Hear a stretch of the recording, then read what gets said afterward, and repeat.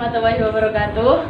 Nama saya Yusifah Hidayati, NIM 40014180680. Saya Hanifah Laila Hairunisa, NIM 414181050. Nah, di sini saya akan, sebelum ke pelajarannya, kita harus mengetahui mengenai sintak-sintaknya.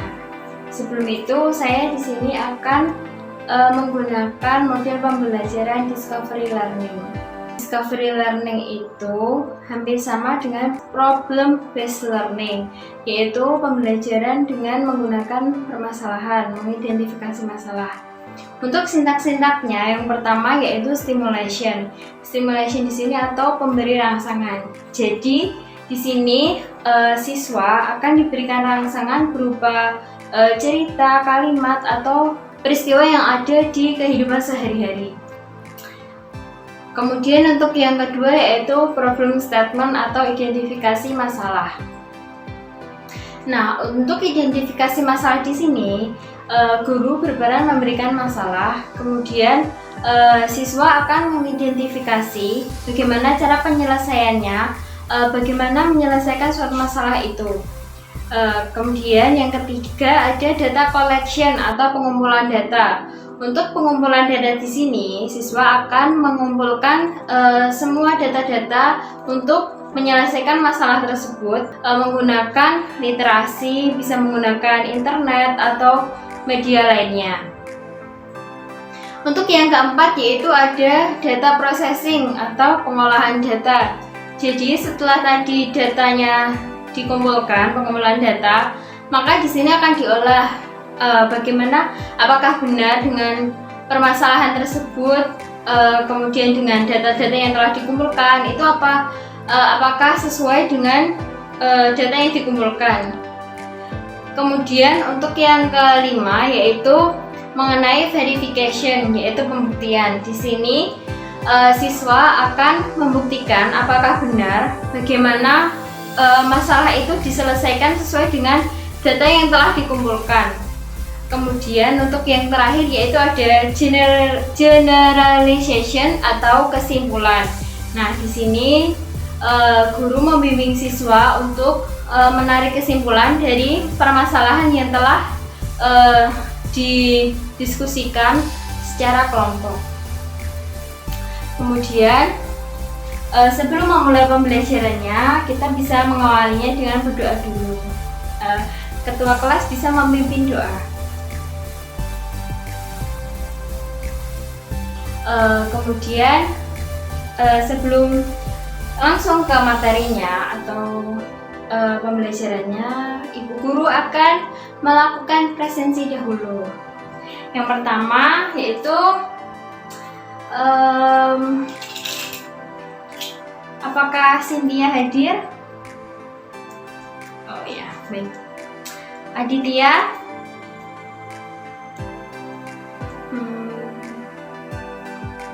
Amanda? Sakit? Oh iya, sekarang kan ya ini ya cuacanya sedang tidak kondusif atau pergantian musim, jadi kita harus menjaga stamina, kesehatan, begitu. Oke? Ya. Di sini saya sebagai mahasiswa pendidikan IPA 2018.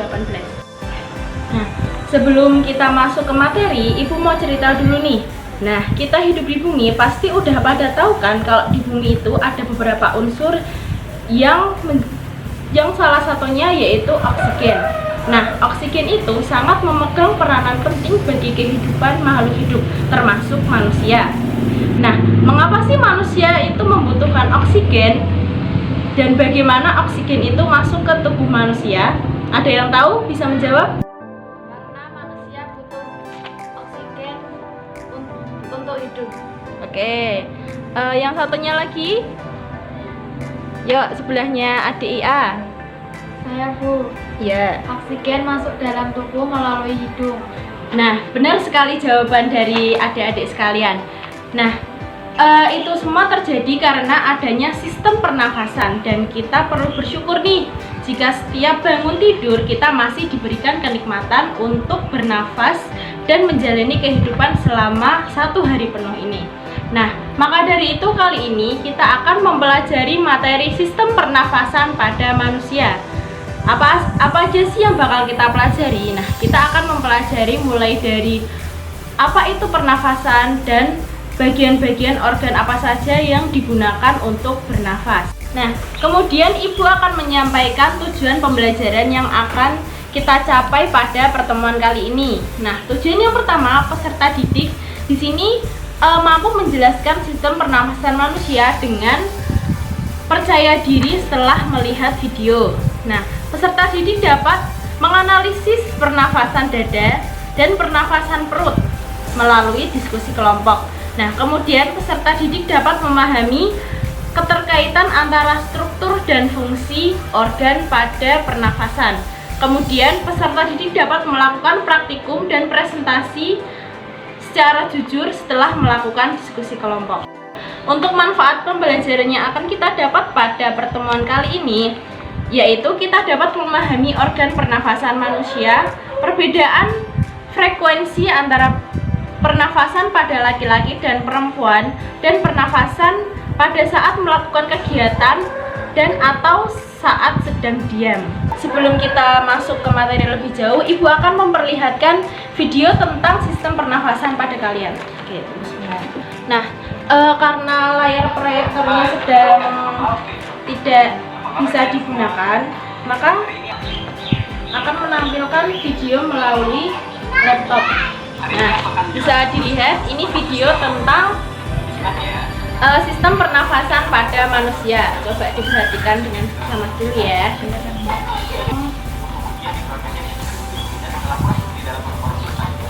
Nah, ini. Atau secara sederhana, pernafasan pada manusia adalah kegiatan menghirup udara yang atau O2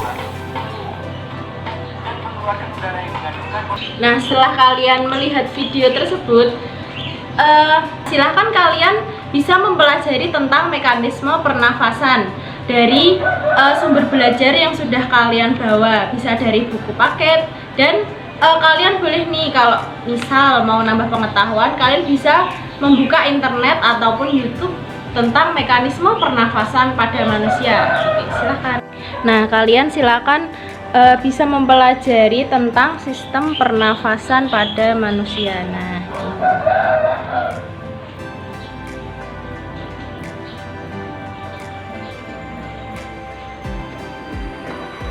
Nah, setelah selesai kalian mempelajari tentang materi sistem pernafasan manusia yang telah Ibu share tadi, Ibu akan membagi kalian menjadi beberapa kelompok.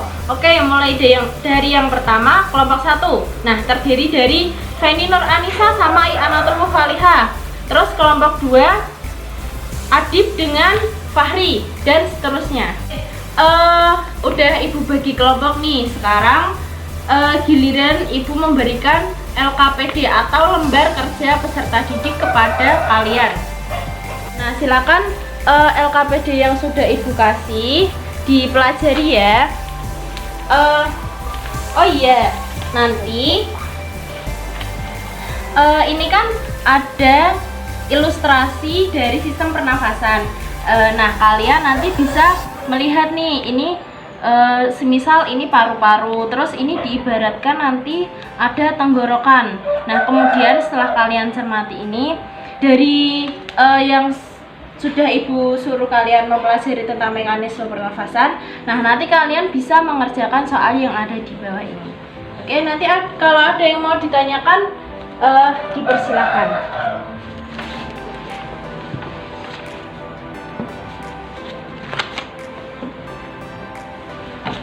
Nah, nanti pertanyaan 2 itu bisa kalian kerjakan bersama-sama. Nah, itu yang dinamakan dengan diskusi kelompok.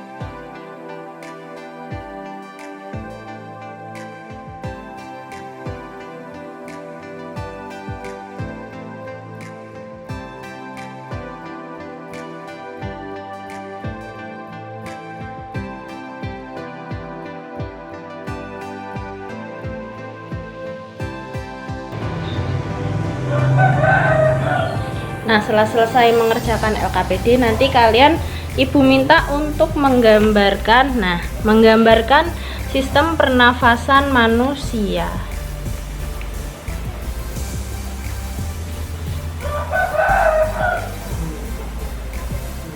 Wow, gambarnya bagus sekali.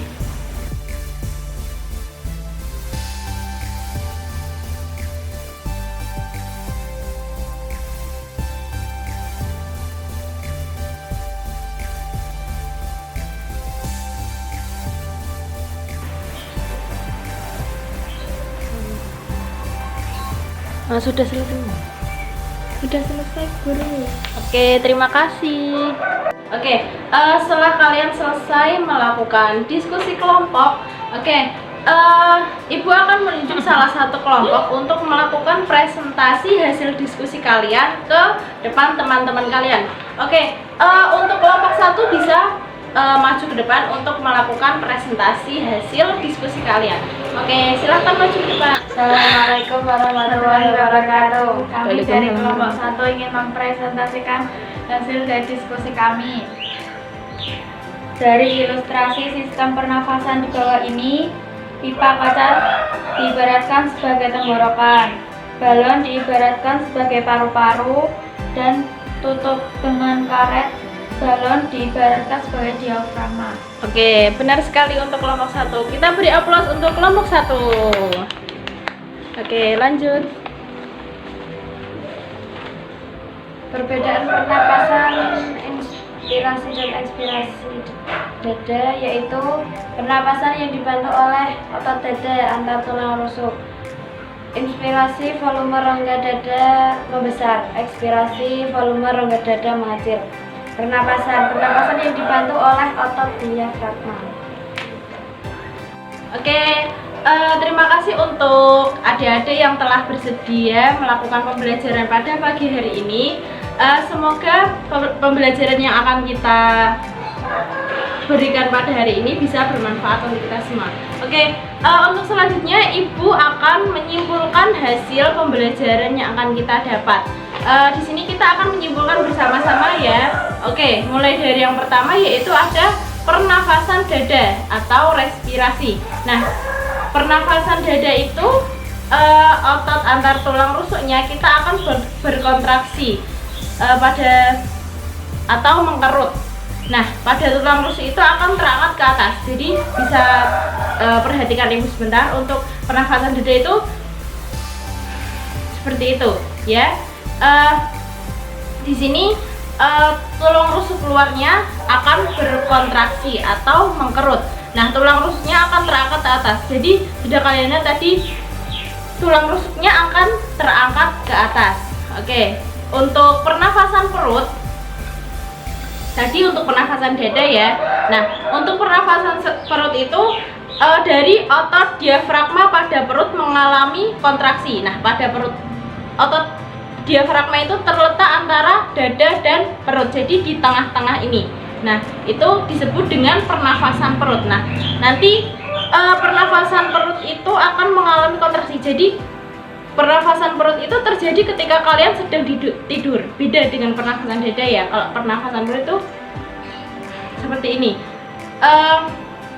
Tekanan udara pada dada itu akan mengecil sehingga udara itu masuk ke paru-paru.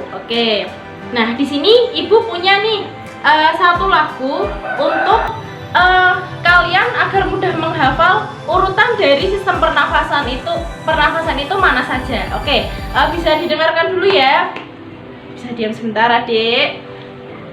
Nah, di sini mulai dari hidung, laring dan seterusnya. Lagunya itu gini. Oksigen masuk melalui hidung menuju faring, lalu ke laring, masuk ke trakea menuju bronkus. Cabang bronkus, bronkiolus namanya, saluran terakhir alveolus namanya. Disinilah oksigen diserap, karbon dioksida dikeluarkan. Nah, seperti itu. Sudah paham? Belum. Sudah. Kalau ada yang belum paham bisa ditanyakan. Apakah ada pertanyaan? Tidak. Jika tidak. Selanjutnya kalian bisa mempelajari mengenai materi selanjutnya yaitu tentang gangguan pernafasan. Oke, dikerjakan ya. Baik, kemudian untuk menutup kegiatan pada hari ini, kalian bisa berdoa dipimpin oleh ketua kelas.